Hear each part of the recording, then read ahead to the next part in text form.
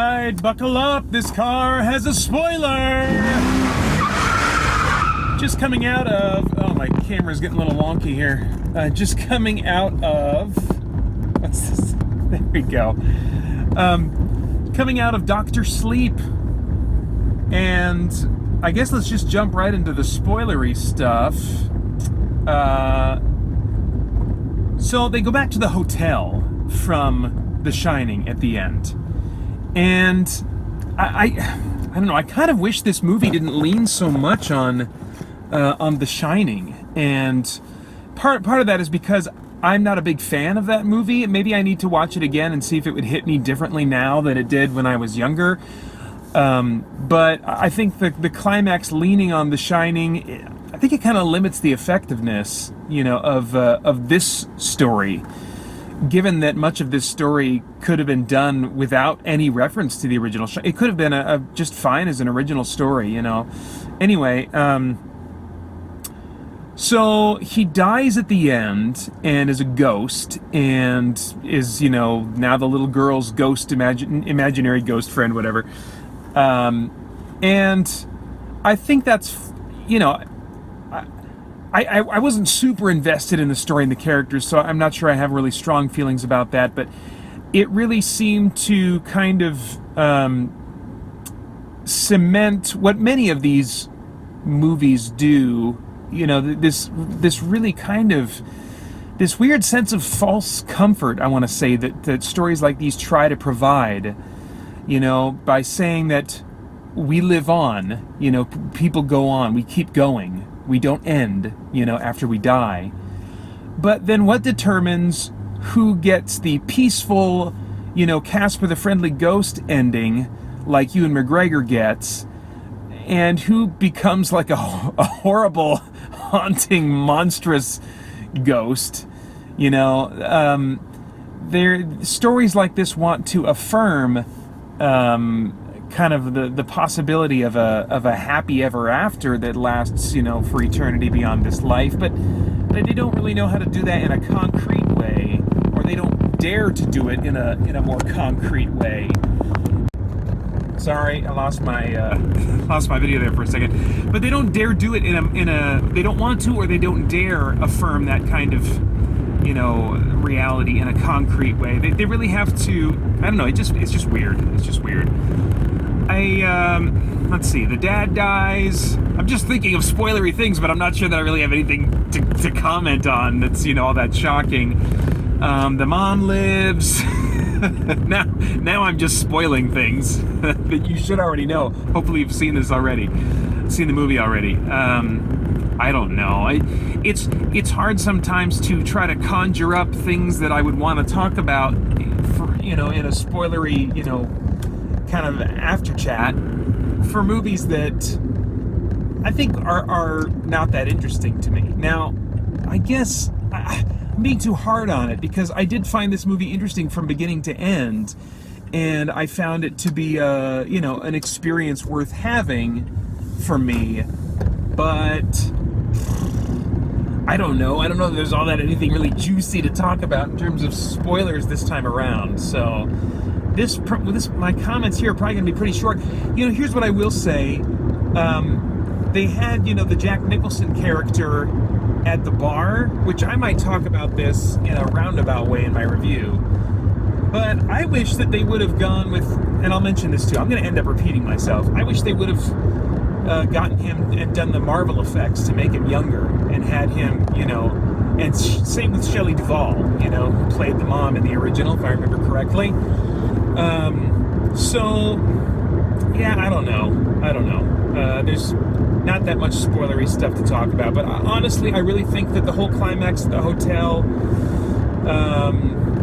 with her getting attacked by the ghosts at the end, and then him turning into a ghost, it's there's just a lot of inconsistencies that I want to understand. Like, well, why isn't he all haunted and stuff? And I guess you could probably say, well, because he wasn't a disturbed, evil person in life, and so he gets to have a peaceful end. We just kind of have to conjure up that kind of stuff ourselves, and so it just feeds into just kind of the normal, ethereal, whatever you want to believe. Yeah. Yeah, I wish that movies like this would get a little more specific in why some people get the good afterlife and why some people get the bad. I don't know. I don't really care, honestly. Do you want me to record these things for every movie, even the ones that I feel like I don't really care about talking about the spoilery stuff? There's really nothing that juicy that I feel like to talk about with the spoilers for this one. So you guys tell me, do you want me to bother recording a spoiler car for a movie that I'm like, okay, well, I can recite to you what the spoilers would be for this movie, but they don't really, like, you know, cry out for me to talk about them and expound my thoughts on. So anyway, that's it. I'm just going to end it here and enjoy my drive home in silence. Okay, here's something that I will add.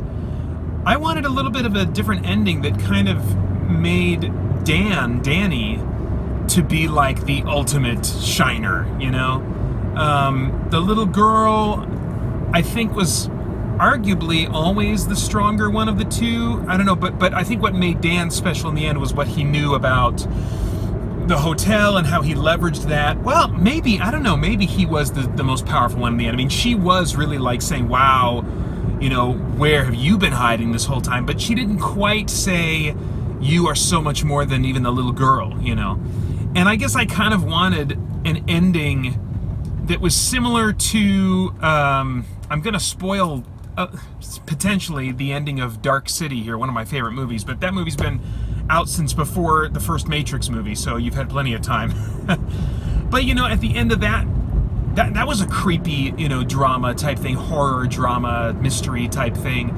And this thing had similar vibes in not being, you know, like weird and dark and gothic and all Alex Proyas-y, but it was a supernatural suspense drama, you know. And I kind of wanted at the end for him to finally, for us to discover that, you know, yeah, he's actually been not using his shine for like this whole time of his life, and has just gotten good at burying it deep down, and finally he has a reason to just totally cut loose, and he just is like this supernatural powerhouse at the end of the movie. Because this already wasn't a horror movie, it was kind of it almost had like X-Men vibes in terms of kind of like, I don't know, how it was empowering this young girl and empowering him, you know. They kind of like, they were a bit like mutants, you know, in a weird, scary world where people have strange powers, and, you know, I just got a little bit of an X-Men vibe, you know. And so I wish he would have just cut loose and like made her be in a totally simulated world of his mind or something. But I did think, you know, it showcased his power in that he had all those spirits trapped in those boxes, and then he just set them free all at once. So I mean, that was kind of cool. I guess I just wanted something a little bit more visually striking, visually dramatic, you know. It was still a satisfying ending, but I guess since they weren't going full-on horror movie and were kind of doing a little bit of an empowerment story too for like the little girl, and certainly she had these empowering moments, you know, empowered moments, and I guess I wanted them to just amp that up in the climax and give, you know, somebody the most empowering moment. And yeah, maybe they felt like they were doing that with Danny's character, but I wanted them to fully cut loose and go full on, you know, Matrix / Dark City ending, where the person comes into their full power, you know. Anyway, that's all I guess I would say.